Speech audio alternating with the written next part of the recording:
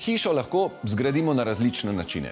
Iz lesa, ki v montažni izvedbi navduši s hitrostjo in čistočo gradnje, iz porobetona ali lesocementa, ki postajata vse pogostejša izbira, ali pa iz opeke in betona, ki ostajata klasika zaradi svoje trpežnosti.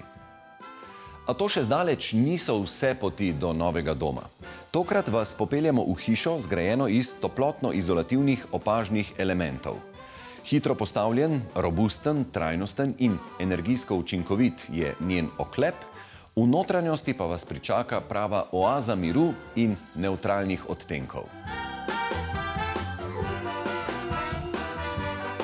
Ko prestopimo prag te hiše za 4-člansko družino, nas objame interjer, ki ga najbolje opišejo besede mehkoba, eleganca ter prijetno ravnovesje med toplino in funkcionalnostjo. Urša, kako bi opisali glavno idejo, ki je bila vodilo pri oblikovanju interjerja te hiše? Glavna ideja oziroma vodilo snovanja tega interjera je izhajala iz želje naročnikov. Oni so si želeli v prvi vrsti ustvariti en dom, ki jim bo nudil toplino, nežnost in splošno eno zavetje. Mi smo preigravali tudi ideje, kjer bi lahko v oblikovanje vnesli malo več lesa, pa smo se potem odločili, da se odločimo za materialno nekoliko bolj zadržano različico, kjer preigravamo te bež odtenke. Druga zelo pomembna stvar pri oblikovanju pa je bila misel o tem, da delamo dom za družino, mlado družino, ki se ji bodo pa potrebe verjetno skozi čas tudi nekoliko spreminjale. Torej, dom, ki nekako raste z družino. Ampak kaj to pomeni v oblikovalskem jeziku? Najprej naj povem, da tudi že sama arhitektura je zasnovana na način, da je mogoče v prihodnosti v primeru bolezni ali pa gibalne oviranosti prilagoditi življenje tako, da se živi samo v pritličju. V oblikovalskem smislu pa to pomeni predvsem to, da smo se trudili izkoristiti prostor za shranjevanje in da smo interjer naredili čim bolj prilagodljiv na spreminjajoče potrebe družine, predvsem otrok. Zaradi zaobljenih linij pohištva prostor učinkuje tudi prijetno mehak. V dnevno bivalnem delu tej maniri najbolj opazno sledi oblikovanje jedilne in klubske mize ter kuhinje. Prva okroglina, ki smo jo oblikovali, je ta pult. Tu ima ta okroglina smisel, ker nam v bistvu prehod v prostoru naredi bolj mehek. Zdaj, zraven dodatne mehke oblike, ki pa vse to povežejo, se pojavijo predvsem v svetilih, v teh okroglih lučkah in pa seveda tudi v oblazinjenem pohištvu. Oblikovanje interjerja je veliko lažje, če se k temu pristopi dovolj zgodaj, že v fazi načrtovanja hiše. Tudi v tem primeru je bilo tako. Arhitekti so dimenzije pohištva ter kompozicije svetil in drugih napeljav uskladili s sistemom gradnje ICF, ki je ena bolj inovativnih na trgu. ICF kratica pomeni Insulated Concrete Form. Gre se za gradnjo po slovensko iz toplotno-izolativnih opažnih elementov. To je tole, kar vidva pred nama. Gre pa za bloke iz grafitnega polistirena, kateri se po principu Lego kock zlagajo v geometrijo hiše. Za zlaganje ne potrebujemo nobenega lepila ali malte, enostavno se zložijo in noter gre armatura in potem vse skupaj zalijemo z betonom. Kje so potem glavne razlike od klasične opečnate gradnje ali pa...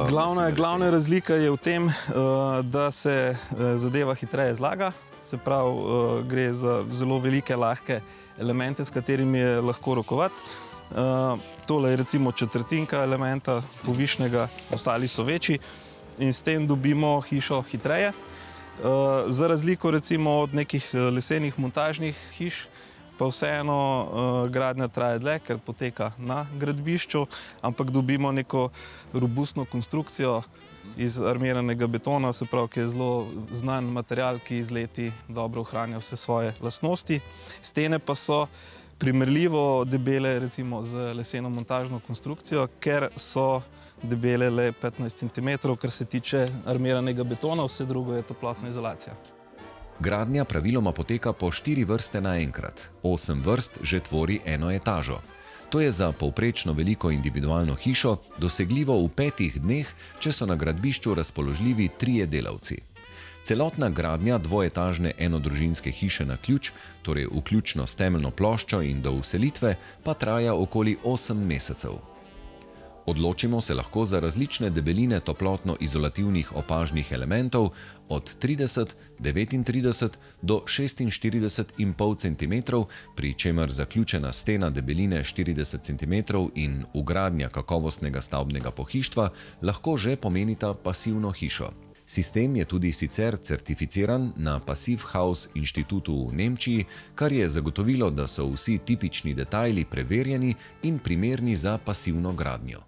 Kako je pa s stabilnostjo? Ker seveda nas pri hiši zanima varnost, protipožarna varnost, pa protipotresna varnost.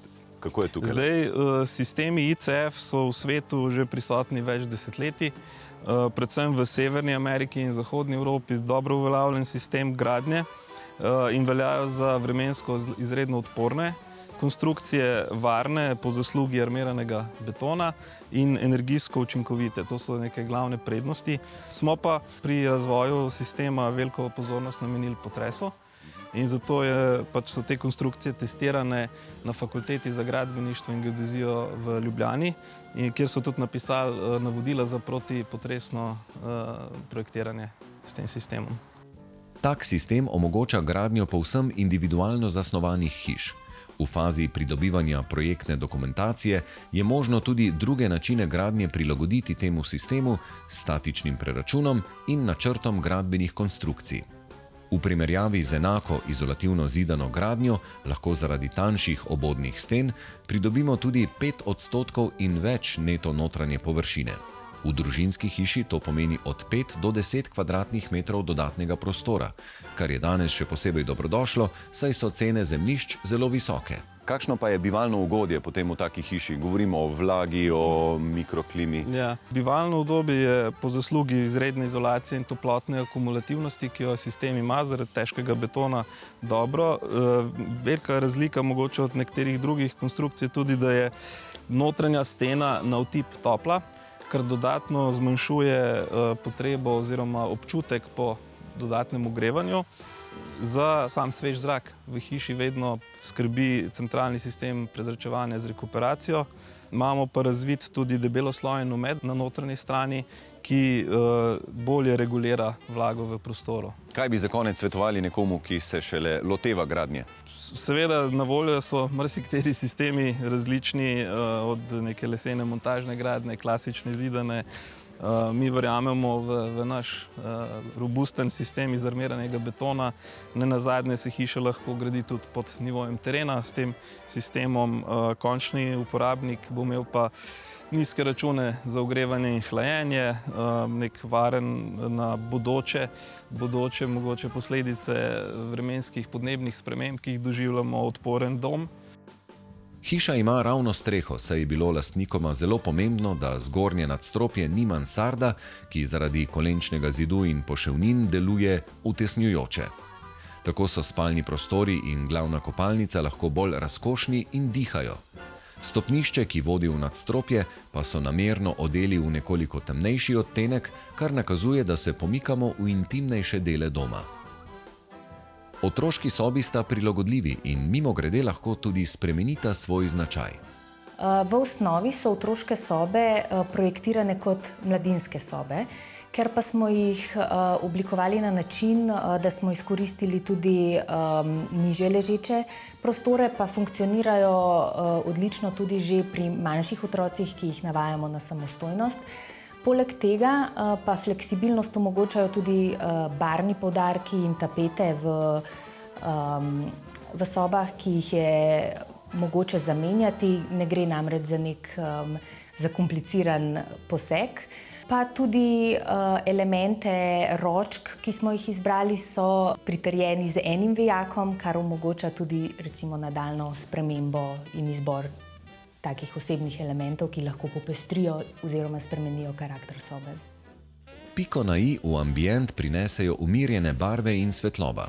Prostori so preplet bež odtenkov, kombiniranih z različnimi teksturami, lamelnimi elementi, s keramičnimi površinami in lesenimi poudarki, ki bi sicer zlahka delovali dolgočasno, a obilica naravne svetlobe vse te materiale oživi, jim da globino in igrivost. V hiši vidimo veliko zlatih poudarkov oziroma detajlov. Kakšen je po vašem mnenju tukaj recept za pravo mero, da preveč ne izstopajo? Ja, zelo pomembno je, da pri izbiri zlatih odtenkov, kot ste rekli, ne pretiravamo. Druga zelo pomembna stvar pa je usklajenost barve zlatih dodatkov. Pa še ena stvar je, izbiramo dodatke, ki so v zlato eloksirani in ne barvani. Je tukaj pomemben tudi kontekst ostalih barvnih nijans, torej s čim to zlato kombiniraš? Ja, absolutno. V našem primeru smo to kombinirali z prepletom različnih tekstur materialov, od kamna, barvanih površin, lamel, bukleja in lanenih oziroma bolj naravnih tekstur. Z črnimi dodatki ostalih kovinskih poudarkov pa smo uspeli zlato barvo pripeljati samo do nivoja, kjer deluje elegantno in ne pretirano. To so kar zlata vredni nasveti. Res je.